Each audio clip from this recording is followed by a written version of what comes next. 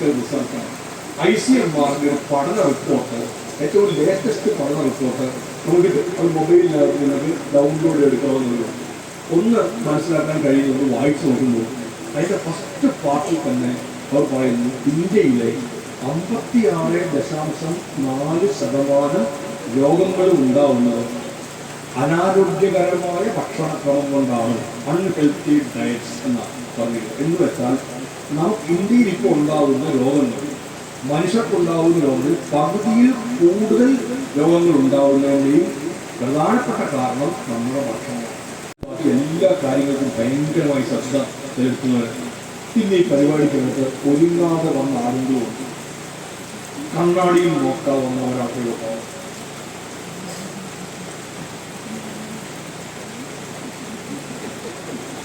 ഇല്ലെന്ന് നോക്കിയിട്ടാണ്. അത് വൈസ് പ്രസിഡന്റ് മാത്രമല്ല, എല്ലാവരും നോക്കിയിട്ടാണ്. കോട്ടയം പഞ്ചായത്തിൽ പരിപാടിയായിരുന്നു. ആ പരിപാടി കഴിഞ്ഞിട്ട് രാജ്യം ഒന്നുകൂടെ നോക്കിയിട്ടാണ് എന്തെങ്കിലുമൊക്കെ പച്ചക്കറികൾ അവിടെ നട്ടിട്ട് അത് നമ്മുടെ ഭക്ഷണത്തിൻ്റെ ഭാഗമാക്കിയാൽ അത്രയും നമുക്ക് പുറമേ നിന്നുള്ള എങ്ങനെയാണ് ഉണ്ടാക്കിയതെന്ന് പോലും അറിയാത്ത അത്തരം ഉൽപ്പന്നങ്ങൾ വാങ്ങിച്ച് കഴിക്കേണ്ട അവസ്ഥ ഉണ്ടാകും. അപ്പം ഇതിൻ്റെ ഭാഗമായിട്ട് നമ്മളൊരു ഈ കൃഷിക്കൂട്ടങ്ങളെല്ലാം ഉണ്ടാക്കിയിട്ട് നമ്മൾ പറഞ്ഞ ഒരു അടുത്ത കാര്യം, ഒരു കൃഷിഭവൻ ഒരു ഉൽപ്പന്നങ്ങളിൽ ഉണ്ടാക്കണം. കൃഷിക്കൂട്ടങ്ങൾ മൂല്യവർദ്ധിത ഉൽപ്പന്നങ്ങളിലേക്ക് പോകണം. എന്തിനാണ് ഈ മൂല്യവർദ്ധിത ഉൽപ്പന്നങ്ങളിലേക്ക് പോകണമെന്ന് പറഞ്ഞു? അതിൻ്റെ കാര്യം ഒന്ന്, ഈ കർഷകരുടെ വരുമാനത്തിന് നല്ല വർധന ഉണ്ടാകും.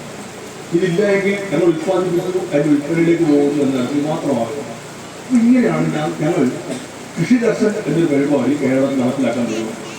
കൃഷി ദർശൻ എന്ന് പറഞ്ഞാൽ മന്ത്രി അടക്കമുള്ള പ്രധാനപ്പെട്ട മുഴുവൻ ഉദ്യോഗസ്ഥന്മാരും ഒരു കാർഷിക ബ്ലോക്കിലെത്തിയിട്ട് ഒരു 2-3 ദിവസം അവിടെ ചെലവഴിക്കുന്ന ഒരു പരിപാടിയാണ്. ചെലവഴിക്കുന്നത് ഒരു ദിവസം പൂർണ്ണമായി കൃഷിയിടങ്ങൾ കാണുക. അങ്ങനെ കൃഷിയിടങ്ങൾ കാണുക ഉൾപ്പെടെയുള്ള പരിപാടി ഇട്ടപ്പോൾ അതിലൊന്ന് ഈ പിണറായി പഞ്ചായത്തിലായിരുന്നു. അന്നാണ് നമ്മൾ പ്രവാസി കൃഷിക്കൂട്ടത്തിൽ അപ്പുറത്ത് വന്നിരുന്നു. അത് ഇന്ത്യയിൽ വേറെ ഇങ്ങനൊരു പരിപാടി നടന്നിരുന്നില്ല. നമ്മുടെ മാധ്യമങ്ങൾക്കൊന്നും പിന്നെ അതിനകത്തൊന്നും അല്ല പറയാനുള്ള താല്പര്യം. എന്തിനാണ് ഉദ്യോഗസ്ഥന്മാരും എല്ലാം വന്നതെന്ന് ചോദിച്ചാൽ, എന്തിനീ കൃഷിയിടം കണ്ടു, അതൊരു പത്രത്തിൽ പടം വരാനോ അതൊരു വാർത്തയാവുന്നോ ആയിരുന്നില്ല. ഞാൻ ഇപ്പോൾ ഞാൻ ഇവിടെ നോക്കുമ്പോൾ എനിക്കൊരു മെമ്മോറാണ്ടം കിട്ടി, അപ്പുറത്ത് വീട്ടിലിരിക്കുന്നു. നമ്മൾ ഈ പോകുമ്പോഴും നിങ്ങൾക്ക് ഒരുപാട് പേർക്ക് നിർദ്ദേശങ്ങളുണ്ടാവും, നിങ്ങൾക്ക് ചില അഭിപ്രായങ്ങൾ പറയാനുണ്ടാവും, പരാതികളുണ്ടാവും. എല്ലാം ഒന്നും ചിലപ്പോൾ ഈ മന്ത്രിയുടെ അടുത്ത് വരുന്നില്ല. അപ്പോൾ നമ്മൾ ഈ കർഷകരുടെ അടുത്തേക്ക് ചെന്ന് അവരുടെ കാര്യങ്ങൾ കേട്ട് അവരുടെ കൃഷിയിടം കണ്ട് അത് മനസ്സിലാക്കുമ്പോൾ അവർ ഉന്നയിക്കുന്ന പ്രശ്നങ്ങളുണ്ടാവും. ഈ പ്രശ്നങ്ങൾ പരിഹരിക്കും. എങ്ങനെ പരിഹരിക്കും? ഞാൻ തിരുവനന്തപുരത്ത് ചെന്നിട്ട് കിട്ടിയ നിവേദനം തിരുവനന്തപുരത്ത് ചെന്നിട്ട് എൻ്റെ ഓഫീസിൽ ഞാൻ ഉത്തരവ് പരിശോധിച്ച് റിപ്പോർട്ട് നൽകാനോ പരിഹരിക്കാനോ എഴുതും. അത് സെക്രട്ടേറിയറ്റിൽ പോയി, സെക്രട്ടേറിയറ്റിൽ ഡയറക്ടറേറ്റിൽ പോയി, ഡയറക്ടറേറ്റിൽ നിന്ന് കണ്ണൂർ എത്തുമ്പോഴത്തേക്കും നിന്ന് 1 മാസം കഴിഞ്ഞു. ഇവിടെ അവരെല്ലാം നോക്കിക്കൊണ്ടിരുന്നത് എത്ര പരാതി ഇങ്ങനെ വരുന്നത്, അവരത് നോക്കിക്കൊണ്ടിരുന്നാൽ ഇത് തിരിച്ച് അങ്ങോട്ട് വരുമ്പോഴത്തേക്കും എങ്ങനെയായാലും കുറേ മാസങ്ങൾ ചെയ്യും. നമ്മുടെ നാട്ടിൽ ഈ സർക്കാർ കാര്യം മുറ പോലെ എന്ന് പറയും. എന്ന് വെച്ചാൽ ഒരു കാലത്ത് അടുത്ത കാലത്ത് നടക്കപ്പെടുന്നതാണല്ലോ പറഞ്ഞ അർത്ഥമല്ല. ഒരു 6-7 പേർ കണ്ട് അന്തിമമായ തീരുമാനം എത്തുന്നതിലേക്ക് എത്താം. അല്ലാതെ മന്ത്രി ഉത്തരവിട്ടാലും അത് ഒരു സർക്കാർ ഉത്തരവായി മാറത്തില്ല. ഒരു സർക്കാർ ഉത്തരവിലെ ഗവൺമെൻറ് ഓർഡർ അത് ഇറക്കുന്നത് സെക്രട്ടേറിയറ്റിൽ നിന്നാണ്. ഞങ്ങളത് ഇവിടെ വെച്ചാണ്. ഈ കേരളത്തിൽ 4 ഇടങ്ങളിലായി ഞങ്ങൾ കൃഷി ദർശൻ പരിപാടി നടത്തിയപ്പോൾ ഏതാണ്ട് 14ഓളം സർക്കാർ ഉത്തരവുകൾ കൃഷിയിടങ്ങളിൽ നിന്ന് ഇറങ്ങുന്ന ഇടത്തിലേക്ക് എത്തി. 27 ഡോക്ടർമാരോട് ഞങ്ങൾ അനൗപചാരികമായ യോഗം ചേർന്നു തിരുവനന്തപുരത്ത്. അപ്പോൾ ഈ യോഗം ചേർന്നപ്പോൾ അവരുടെ പറഞ്ഞു കേട്ടപ്പോൾ നമ്മൾ ഞെട്ടിപ്പോകുന്ന തരത്തിലാണ്. ഒരുപാട് പ്രശ്നങ്ങളുണ്ട്. ഒന്ന് വീണാലുടനെ തന്നെ കയ്യും കാലും ഒടിയുന്ന തരത്തിന് കുറച്ച് ഉണ്ടാവുന്ന സ്വാഭാവിക സ്ത്രീകൾക്ക് ഏറ്റവും കൂടുതൽ സംഭവിക്കുന്നുണ്ട്. കയ്യും കാലും ഒന്ന് വീണാൽ ഉടനെ പൊട്ടലുമൊക്കെയാണ് ഒടിവുണ്ടാവുക.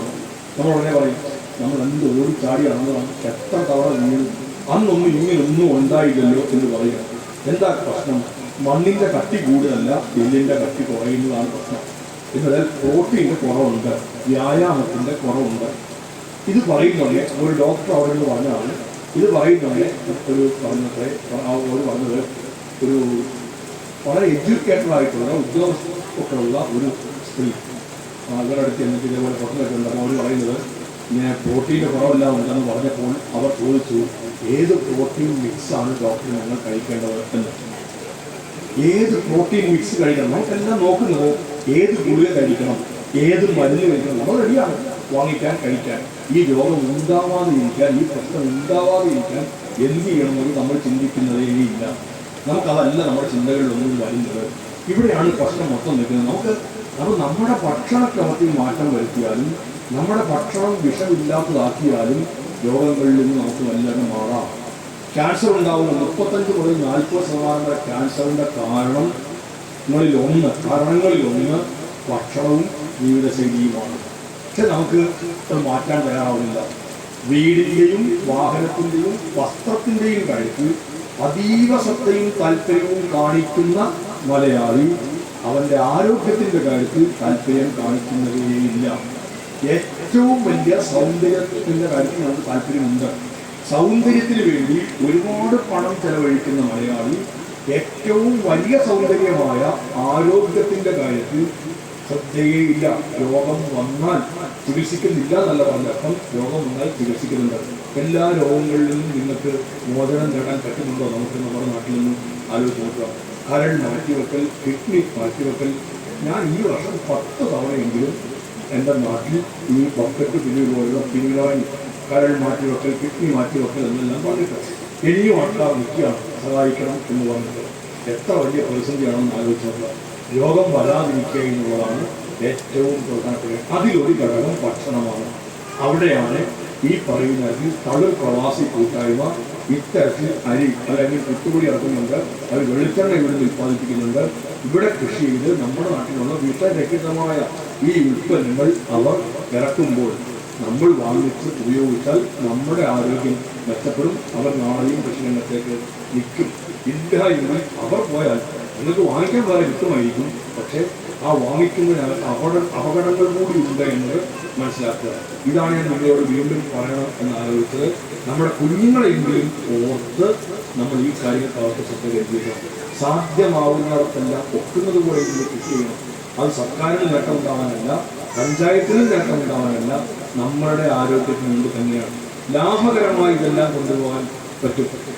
ആ പറ്റുമെന്നുള്ളൊരു ഒരുപാട് നമ്മുടെ നാട്ടിൽ ഞാൻ ഈ ഇതിൻ്റെ ഭാഗമായി അവിടെ പറഞ്ഞ് അവസാനിപ്പിക്കുകയാണ്.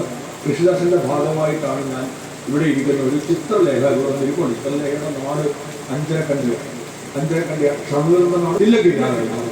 ഷമീറിൻ്റെ നാട് തില്ലങ്കേരിക്കാരനായ ഷമീറും അഞ്ചരക്കണ്ടിക്കാരിയായ ചിത്രലേഖയും ഇവിടെ വന്നതാണ്. ഇവർ രണ്ടാളെയും ഞാൻ ഇവരെല്ലാം പരിചയപ്പെടുന്നത് ഈ കണ്ണൂരിൽ കൃഷിദാസിൻ്റെ ഭാഗമായിട്ടാണ്. അപ്പോൾ നമ്മുടെ ബാലേട്ടൻ മുഖ്യമന്ത്രിയുടെ മണ്ഡലം പ്രതിനിധിയായിരുന്നു. വീണ്ടും ഒരു വീട്ടിൽ കയറി ഭക്ഷണം കഴിക്കാനുള്ള പ്രയാസമാണ്. അപ്പോൾ അതുകൊണ്ട് ഞാൻ പറഞ്ഞു വീട്ടിൽ കയറുന്ന പരിപാടി ഒഴിവാക്കാൻ ബാലേട്ടാണ്. ബാലേട്ടൻ മിനിസ്റ്റർ ആ പരിപാടി നടക്കില്ല എന്ന് പറഞ്ഞു. ആ മനുഷ്യനെ കൈ പിടിച്ചിട്ടാണ് ആ ഒരു വീട്ടിൽ തുടച്ചത്. മുറ്റത്ത് കുറച്ച് ഒരു പാഴൊക്കെ വെച്ചിട്ടുണ്ട്. മുറ്റത്ത് കുറേ കസേര ഇടുന്നുണ്ട്. ഞാൻ ഒരു കസേര ഇടുന്നത് അകത്തോട്ട് കയറണം എന്ന് പറഞ്ഞു. ഞാൻ വിചാരിച്ചു കാപ്പി കുടിക്കാനാണ്, ഭക്ഷണം കഴിക്കാനാണ് എന്ന് തന്നെ വിചാരിച്ചു. അകത്തേക്ക് കയറിയ ഞാൻ ഞെട്ടിപ്പോയി. എല്ലാ മുറിയിലും ഓരോ കൂൺ വായുകൾ തൂക്കിയിട്ടിരിക്കുകയാണ്. അടുക്കളയിൽ വരെ കൂണിൻ്റെ വായുകളാണ്. അപ്പം ഞാൻ ഇതാണ് ഇവരുടെയാണെന്ന് പറഞ്ഞു, ചിത്രലേഖയുടെയാണ്. ഞാൻ അവരോട് ചോദിച്ചു നിങ്ങളെവിടെയാണ് താമസിക്കുന്നത്? അപ്പോൾ അവർ വേറെ അപ്പുറത്ത് വീടുണ്ടല്ലോ. കാര്യത്തുള്ളൂ. വേങ്ങാട് കൃഷിഭവൻ്റെ ഒരു പരിശീലന പരിപാടിയിൽ ഇവർ പങ്കെടുക്കും. വേങ്ങാട് പഞ്ചായത്താണ്. വേങ്ങാട് കൃഷിഭവൻ്റെ കൂൺ കൃഷിയുടെ പരിശീലനത്തിൽ അവർ പങ്കെടുത്തിട്ട് ഞാൻ പറഞ്ഞ തങ്ങളുടെ കുടുംബം പങ്കെടുത്തിട്ട് അവർ വീട്ടിൽ വന്നിട്ട് കൂൺ കൃഷി ചെയ്യാം, കൂൺ ഉണ്ടാക്കാൻ നോക്കാം. ഉണ്ടാക്കി കൊള്ളാം. അവർ ഉപയോഗിച്ചു, അടുത്ത് കൊടുത്തു. പിന്നെ അതങ്ങോട്ട് നോക്കി നല്ല കച്ചവടമായി. ആൾക്കാർ പൈസയ്ക്ക് വാങ്ങിക്കാൻ പറഞ്ഞു. മകൾ നമ്മുടെ കൊയിലി ഹോസ്പിറ്റലിൽ കണ്ണൂരെ കൊയിലി ആശുപത്രിയിൽ മകൾ ജോലി ചെയ്യുന്നുണ്ടായിരുന്നു. അവളും കൊണ്ടുപോയി വിറ്റു. അങ്ങനെ നല്ല വരുമാനമായി. കുറച്ച് നാൾ കഴിഞ്ഞപ്പോൾ തൊട്ടപ്പുറത്ത് 20 സെന്റ് വസ്തുവും ഒരൊറ്റ നില വീടും വിൽക്കാനുണ്ടെന്ന് അറിഞ്ഞു. അവരത് വാങ്ങിച്ചു. ആ വീട്ടിലാണ് എന്നെ കൊണ്ടുപോയത്. ആ വസ്തുവും വീടും വാങ്ങിച്ചത് കൂൺ വിറ്റ് കിട്ടിയ പൈസ കൊണ്ടാണെന്ന് ചിത്രലേഖ പറഞ്ഞപ്പോൾ എനിക്ക് ഭയങ്കര. ഞാൻ ചിത്രലേഖയോട് ചോദിച്ചു ഒരു മാസം ഇപ്പോൾ എന്തോ വരുമാനം കിട്ടുമെന്ന് ചോദിച്ചു. ചിത്രലേഖ പറഞ്ഞു സാർ 92,000 രൂപയിൽ കുറയത്തില്ല എന്ന് പറഞ്ഞു. അന്തം വിട്ട് നിൽക്കുകയാണ്. മന്ത്രിക്ക് അത്രയും പൈസ ഇല്ല. 92,000 രൂപ ഒരു മാസം ചിത്രവിളയ്ക്ക് വരുമാനം കിട്ടും കൂൺ കൃഷിയിൽ നിന്ന്. ഞാൻ അവിടെ പറഞ്ഞു ഒരു പരാതിയുണ്ട്, ഒരു അപേക്ഷ ഉണ്ടെന്ന് പറഞ്ഞു. എന്താ അപേക്ഷ? ഞങ്ങൾക്ക് പരിശീലനം വേണം. അതെന്താണ് പരിശീലനം? എവിടെയാണ് പരിശീലനം? അത് സോളനിലാണ് പരിശീലനം എന്ന് പറഞ്ഞു. അപ്പോൾ എനിക്ക് സോളനുള്ളതെന്ന് ഒരു വഴിയില്ല. ഞാൻ കൂടെ നിന്ന ഉദ്യോഗസ്ഥരുടെ മുഖത്തേക്ക് നോക്കി എവിടെയാണ് സോളൻ എന്ന് ചോദിച്ചു. അപ്പോൾ അത് കുറച്ച് ഹിമാചൽ പ്രദേശിലാണ്. സമാധാനം, രാജ്യത്തിന് പുറത്തല്ല. ഞങ്ങൾ 27 കർഷകരെ രാജ്യത്തിന് പുറത്ത് വിട്ടായിരുന്നു. ഇസ്രായേലിൽ, ഇന്ത്യയിൽ വരെ ഒരു സംസ്ഥാനത്ത് നിന്നും കൃഷിക്കാരെ കൃഷി പഠിക്കാൻ വേണ്ടിയിട്ട് വെളിവിട്ടില്ല. പോകുന്നല്ല, ഒന്നീ മന്ത്രിമാർ പോകും, ഉദ്യോഗസ്ഥർ പോകും, കാർഷിക സർവകലാശാല ഉദ്യോഗസ്ഥന്മാർ. ഇതാണ് പോകുന്ന രീതിയല്ല. എന്തുകൊണ്ട് ഈ കർഷകർ പോയിക്കൂടാന്ന് ആലോചിച്ച് 27 പേരെ വിട്ടു. ആ 27 പേരിനകത്ത് 2 പേര് കണ്ണൂർ ജില്ലയിൽ നിന്നായിരുന്നു. അതിൽ ഒരുത്തൊരു ഗംഭീര പണി തന്നതെന്ന് മുതലായി. അയാൾ അവിടെ മുങ്ങി അവിടെ വെച്ചിട്ട് അതോടുകൂടി വാർത്ത മൊത്തം അതിൻ്റെ പുറകെയായിരുന്നു. അപ്പം അതിൻ്റെ അടിസ്ഥാനത്തിൽ കേരളത്തിൽ ഒരു കർഷകരെ വെളിയിൽ പോയി കൃഷി പഠിക്കാൻ വിടത്തിലല്ല കേട്ടോ. സാധ്യമാവുമെങ്കിൽ ഇനിയും വിടും കർഷകരെ കൃഷി പഠിക്കാൻ വേണ്ടി രാജ്യത്തിന് പുറത്തേക്ക് അയക്കണമെന്ന അഭിപ്രായമാണ് എനിക്കുള്ളത്. സാധ്യമാണ്, അത് വീണ്ടും ചെയ്യും. ഇപ്പോൾ ഇവർ വന്നോട് സോളനില്ലാതെ പറഞ്ഞു. സോളനിൽ വിടാൻ തീരുമാനിച്ചു. ഇവർ ഷമീറും പോയില്ല. 5 പേരെ നമ്മൾ സോളനിൽ വിട്ടു. അപ്പോൾ കഴിഞ്ഞ ദിവസം ഞാനിങ്ങനെ നമ്മുടെ വ്യവസായ വകുപ്പ് മന്ത്രി പി രാജുവിനോട് വന്നു. ഞങ്ങൾ നേരത്തെ പറഞ്ഞ ചിത്രലേഖയിൽ ഞങ്ങൾ കണ്ടിരുന്നു. കളമശ്ശേരി കാർഷിക കൃഷിക്കൊപ്പം കളമശ്ശേരി ആ പരിപാടിക്ക് ഇടയ്ക്ക് വിളിച്ചിരുന്നു. അപ്പോൾ ഞാൻ ചിത്രലേഖ ഇപ്പോൾ എന്തൊക്കെ വരുമാനം 1 ലക്ഷമായോ എന്ന് ചോദിച്ചു. അപ്പോൾ ചിത്രലേഖയോട് സാർ അതിനേക്കാൾ കൂടിയെന്ന് 1.25 ലക്ഷമൊക്കെ ആയോ എന്ന് മന്ത്രി പി രാജീവ് വീണ്ടും. ചിത്രലേഖ പറഞ്ഞു അതിലും കൂടുതലാണ്, 1.5 ലക്ഷത്തിന് മുകളിലുണ്ട് ഒരു മാസം. ഇതിൽ ഒരു മാസം കൂൺ കൃഷി കൊണ്ട് വരുമാനം ഉണ്ടാക്കുന്ന ഒരാളാണ് ഈ ഇരിക്കുന്ന ചിത്രലേഖ. അത് ഈ കൃഷിതത്തിൻ്റെ ഭാഗമായിട്ട് ഞാൻ പരിചയപ്പെട്ട ഒരാളും കൃഷി വകുപ്പിൻ്റെ പരിശീലനം കിട്ടി മുന്നോട്ട് വന്ന ഒരാളും അതിൻ്റെ ഭാഗമായി നമ്മൾ സോളനിലൂടെ അയച്ചാണ് ഈ സമീറിൻ്റെ ഏതാണ്ട് നല്ല വരുമാനമില്ല. കള്ളം പറഞ്ഞ ഇതിൻ്റെ ഈ വരുമാനം, ഇതിൻ്റെ എത്ര വരുമാനം ടാക്സ് കൊടുക്കണം അത് ഓർത്തോ. ബാക്കി ഏതാണെങ്കിലും വരുമാനത്തിൽ കുറവല്ല. അവൻ 90 കുറവിടുന്നതാണ് വിഷയത്തിൽ. 1 ലക്ഷത്തിന് നോക്കൂ. നമ്മുടെ ഇപ്പോൾ കർഷകർ എന്ന് പറഞ്ഞു കഴിഞ്ഞാൽ ഞാൻ നിങ്ങൾ ഒറ്റ പറഞ്ഞു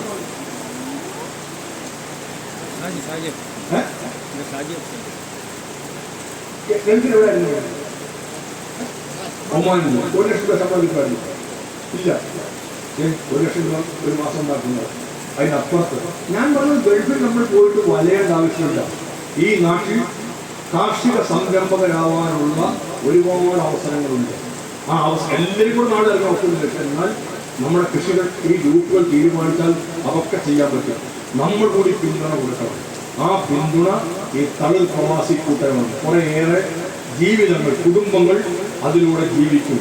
നമ്മുടെ ആരോഗ്യം മെച്ചപ്പെടുക. അതുകൊണ്ട് മാത്രമാണ് ഞാനിപ്പോൾ ഇത്രയും സഹോദരിമാരും ഒക്കെ ഉണ്ട് എന്നുള്ളത് കൊണ്ട് കൂടി അത് പറഞ്ഞത് മാത്രം കണക്കാക്കിയത്. ഈ കാലാവസ്ഥ വളരെ വലിയ പ്രശ്നമാണ്. എല്ലാ വിജയങ്ങളും ഇവർക്ക് ആശംസിക്കുന്നു. എനിക്ക് ആശംസിക്കാനേ ഒക്കുള്ളൂ. വിജയിപ്പിക്കേണ്ടത് നിങ്ങളാണ്. നിങ്ങൾ മനസ്സ് വെച്ചാൽ ഇത് വിജയിക്കും. അങ്ങനെ മനസ്സ് വെച്ചാൽ നിങ്ങളുടെ ആരോഗ്യം മെച്ചപ്പെടും. അതാണ് നമ്പർ 1. മാരകമായ രോഗം വേണോ, ആരോഗ്യം വേണോ, തീരുമാനമെടുത്താൽ നിങ്ങൾ ഇതൊക്കെ പ്രയോജനപ്പെടുത്തേണ്ടതാണ് എന്ന് മാത്രം പറഞ്ഞുകൊണ്ട് എല്ലാ നന്മകളും നേർന്ന് ഞാൻ അവസാനിപ്പിക്കുന്നു. നന്ദി, നമസ്കാരം.